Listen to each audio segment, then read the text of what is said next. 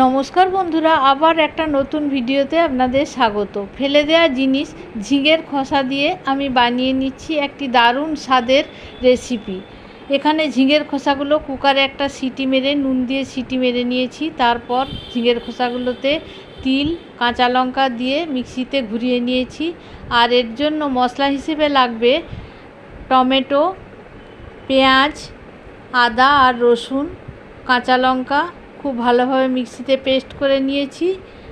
এরপর এই বাটাটার মধ্যে 4 চামচের মতো বেসন, পরিমাণ মতো নুন, লঙ্কা গুঁড়ো, হলুদ গুঁড়ো দিয়ে খুব ভালোভাবে মাখিয়ে নেব। একটু পেঁয়াজ কুচিয়ে দিয়ে নেব। তারপর একটু কড়াতে পরিমাণ মতো তেল দিয়ে খুব ভালো করে নেড়ে চেড়ে নিয়ে ব্রাশ করে নেব একটা পাত্রের মধ্যে। তারপর সেটাকে ঢেলে দিয়ে এইভাবে শেপ দিয়ে নেব। তারপর ছুরিতে তেল মাখিয়ে নিয়ে এইভাবে চৌকো চৌকো আকারে আমি কেটে নেব। এখানে আমার চৌকো চৌকো করে কাটা হয়ে গেছে। তারপর ফ্রাই প্যানে তেল দিয়ে একটা একটা এরকম বড়ার মতো করে ভেজে নেব। বড়াগুলো উল্টে পাল্টে ব্রাউন কালারের করে ভাজতে হবে, তাহলে খুব টেস্ট হয়।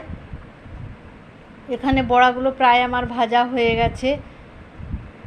ধোকা বানানোর জন্য প্রায় রেডি হয়ে গেছে বড়াগুলো। তারপর সেদ্ধ করে রেখেছিলাম আলুগুলো খুব ভালো করে নেড়ে চেড়ে নিলাম।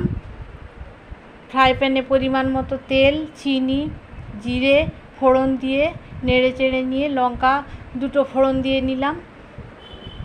চিনিটা ফুলে উঠলে লাল হয়ে ফুলে ওঠার পর মশলাটা আমি অ্যাড করে দিলাম। তারপর পরিমাণ মতো নুন, হলুদ গুঁড়ো, লঙ্কা গুঁড়ো অ্যাড করে দিলাম।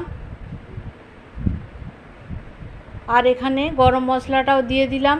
তারপর একটু সস অ্যাড করে দিলাম। এটা ঠিক সস নয়, টমেটো কেচাপ। মশলাগুলোর সঙ্গে আলুটা যখন খুব ভালো করে কষানো হয়ে যাবে, তারপর এতে পরিমাণ মতো জল দিয়ে নিলাম। সেদ্ধ হওয়ার জন্য ঢাকা চাপা দিয়ে কিছুক্ষণের জন্য রেখে দেব।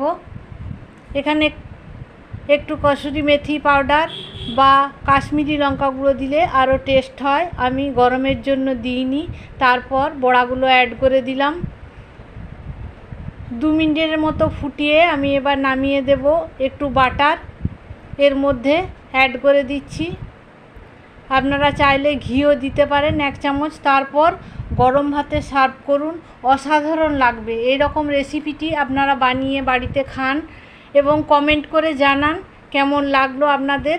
ভিডিওটা ভালো লাগলে শেয়ার করবেন। ভালো থাকবেন, সুস্থ থাকবেন। দেখা হচ্ছে পরের ভিডিওতে। নমস্কার।